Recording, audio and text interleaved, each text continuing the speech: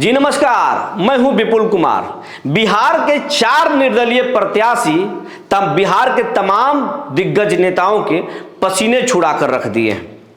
हम बात कर रहे हैं 4 उन निर्दलीय प्रत्याशियों की जो सबसे ज्यादा चर्चा में हैं और इंडिया और एनडीए कुनबा के नेताओं की बेचैनी बढ़ाकर रख दिए हैं।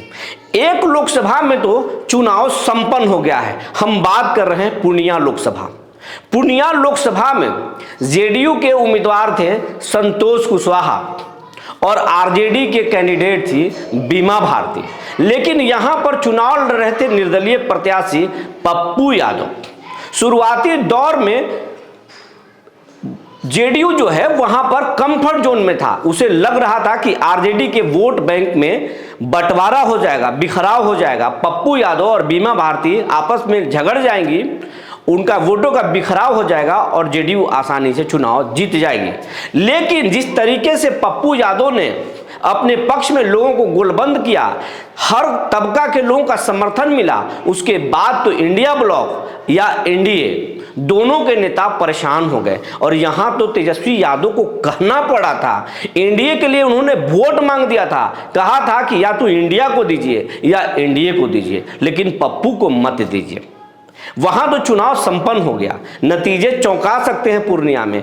अब बचे हैं 3 निर्दलीय प्रत्याशी जो पीएम मोदी और राहुल गांधी के जो गठबंधन है उनके जो है नींद उड़ाकर रखे हुए हैं। हम बात कर रहे हैं सबसे पहले काराकाट लोकसभा के। काराकाट में एनडीए के प्रत्याशी हैं उपेंद्र कुशवाहा। उपेंद्र कुशवाहा मोदी कैबिनेट में मंत्री भी रहे हैं और राज्यसभा के सदस्य रहे हैं, विधान परिषद के सदस्य रहे हैं, विधानसभा के सदस्य रहे हैं।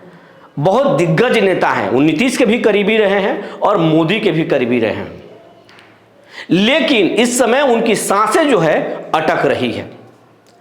इंडिया ब्लॉक के यहां पर प्रत्याशी हैं राजा राम सिंह। वो सीपीआई-एमएल के प्रत्याशी हैं, इंडिया ब्लॉक के उम्मीदवार हैं। लेकिन इन दोनों के बीच में जो निर्दलीय प्रत्याशी हैं भोजपुरी के पावर स्टार कहे जाने वाले पवन सिंह राजपूत जाति से आते हैं और काराकाट में 2 लाख से ज्यादा राजपूत जाति के वोटर हैं। अच्छी खासी संख्या में वैश्य हैं, भूमिहार हैं, ब्राह्मण हैं और हर तबका के जो नौजवान हैं वो सब पवन सिंह के तरफ झुकते हुए दिखाई दे रहे हैं। हालांकि कुछ लोगों का कहना है कि जो बुजुर्ग मतदाता हैं, जो उम्रदराज मतदाता हैं, वो मोदी के नाम पर मोदी के साथ जाएंगे, या जो मोदी को पसंद नहीं करते हैं वो राहुल और लालू के साथ जाएंगे। लेकिन युवा मतदाता तो सिर्फ पवन सिंह के नाम भज रहे हैं और भीड़ भी हो रही है पवन सिंह के सभाओं में। यही कारण है कि यहां पर एनडीए हो या इंडिया हो, दोनों का नींद उड़ा हुआ है और पावर स्टार बाजी पलटने की स्थिति में नजर आ रहे हैं। कुछ ऐसा ही हाल आप चले जाइए बक्सर में बीजेपी के कैंडिडेट हैं मिथिलेश तिवारी। वहां पर अश्विनी चौबे का टिकट काटकर बीजेपी के मिथिलेश तिवारी को टिकट दिया गया है और इंडिया ब्लॉक से आरजेडी के प्रत्याशी हैं और नीतीश कुमार के कैबिनेट में मंत्री रह चुके हैं सुधाकर सिंह आरजेडी के प्रदेश अध्यक्ष जगदानंद सिंह के बेटे हैं और उस क्षेत्र में उनकी अच्छी पकड़ है। लेकिन इन दोनों के बीच में सबसे ज्यादा अगर कोई चर्चा में है, जिसके साथ सबसे ज्यादा लोग जा रहे हैं, तो उस व्यक्ति का नाम है वीआरएस ले चुके आईपीएस अधिकारी आनंद मिश्रा।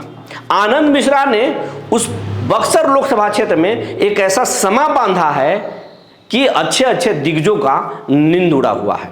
आनंद मिश्रा हर तबका में लोकप्रिय हैं और नौजवान, महिला और बुजुर्ग भी आनंद मिश्रा को पसंद कर रहे हैं, क्योंकि आनंद मिश्रा ने बहुत कम दिन नौकरी की और फिर वीआरएस ले लिया और वो अपने क्षेत्र को विकसित बनाना चाहते हैं। अपना वो विजन बता रहे हैं जनता को और उनके विजन से जनता प्रभावित हो रही है।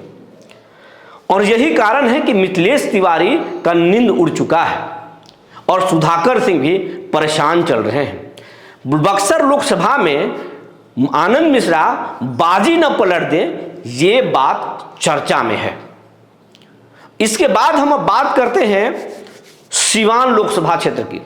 सीवान में आरजेडी के जो कैंडिडेट हैं वो पूर्व जो है स्पीकर अवध बिहारी चौधरी हैं, और जेडीयू के जो कैंडिडेट हैं वो है विजय लक्ष्मी कुशवाहा। जेडीयू ने अपना कैंडिडेट वहां बदल दिया है। पहले कविता सिंह वहां की सांसद थी, लेकिन उनको इस बार बेटिकट करके इनको दिया गया है, विजय लक्ष्मी कुशवाहा को दिया गया है टिकट। लेकिन इन दोनों के बीच में जो निर्दलीय प्रत्याशी हैं उनकी चर्चा सबसे ज्यादा है। बाहुबली नेता शहाबुद्दीन की पत्नी हिना साहब, हिना साहब को हर तबका का समर्थन मिल रहा है, चाहे वो हिंदू हो या मुस्लिम हो, दोनों उनके साथ जाते हुए दिखाई दे रहे हैं। और पप्पू यादव ने खुलेआम कह दिया है कि हम हिना साहब के लिए वोट मांगेंगे, यानी यादव भी उनके साथ जाएंगे। सवर्णों का भी साथ मिल रहा है। सवर्ण भगवा गमछा लेकर के हिना साहब के साथ जाते हुए उनके सभा में दिखाई दे रहे हैं, और हिना साहब भी भगवा गमछा लेकर प्रचार में घूम रही हैं। आरजेडी के वोट बैंक में बड़ा सेंध लगाई हैं और सवर्णों के भी वोट में अच्छा सेंध लगा दिए हैं।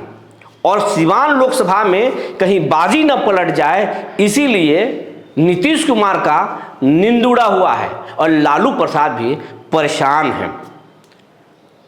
तो ये जो बिहार के जो 4 निर्दलीय प्रत्याशी हैं, इस बार कहीं 4 जून को बाजी न पलट दें, इसकी चिंता सबको सता रही है। अगर ये चारों निर्दलीय प्रत्याशी चुनाव मैदान में बाजी मार लिए तो फिर निर्दलीय चुनाव लड़ने का एक ट्रेंड शुरू हो जाएगा, और जिन बागी नेताओं को पार्टी बेटिकट करेगी या फिर टिकट नहीं देगी, तो वैसे अच्छे नेता निर्दलीय चुनाव में आ सकते हैं और बड़ी पार्टियों को मुश्किल में डाल सकते हैं और चुनाव मैदान में बाजी पलट देंगे।